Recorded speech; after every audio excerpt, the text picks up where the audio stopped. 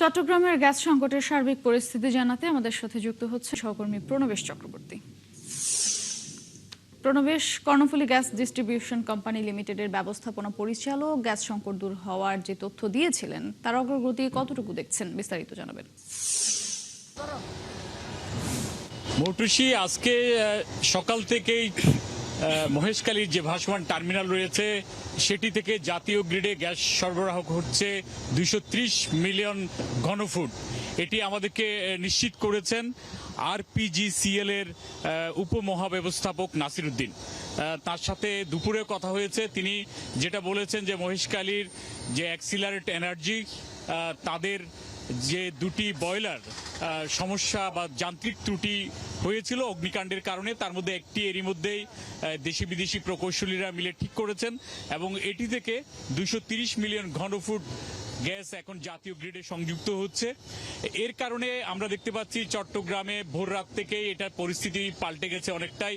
আগে যেখানে 100 গ্যাসের চাপ থাকতো না, সেখানে এখন 200 বা তারও অধিক গ্যাসের চাপ মিলছে এবং ফিলিং স্টেশনগুলোতে এখন সারিটাও দেখা যাচ্ছে না, খুব সহজেই তারা গ্যাস নিতে পারছেন এবং গ্যাস নেওয়ার পর তারা বলছেন যে আগে 2-3 বারও ঢুকাতে হতো এবং একবার ঢুকালে তারা আসলে বেশিক্ষণ চালাতে পারতেন না। এখন সেই পরিস্থিতি পাল্টে গেছে অনেকটাই এবং আমাদেরকে কর্ণফুলী গ্যাস ডিস্ট্রিবিউশন কোম্পানি লিমিটেডের কর্মকর্তারা যেটা জানিয়েছেন, তারা সরবরাহ নিশ্চিত করার চেষ্টা করছেন। পাশাপাশি আরেকটি বয়লার যেটি অ্যাক্সিলারেট এনার্জির, সেটিও ঠিক করার কাজ চলছে এবং সেটি ঠিক হলে পূর্ণমাত্রায় গ্যাস সরবরাহ চলবে। এখন জাতীয় গ্রিডে মোট 800 মিলিয়ন ঘনফুট সংযুক্ত হচ্ছে, যেখানে দৈনিক এখান থেকে মহেশখালী থেকে 1000 থেকে 1050 মিলিয়ন ঘনফুট যুক্ত হতো।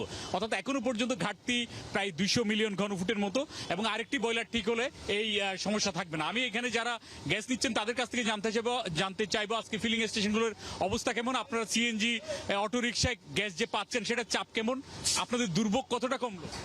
হ্যাঁ, আমরা এখন মনে করেন গ্যাস আলহামদুলিল্লাহ অনেক ভালো পাচ্ছি।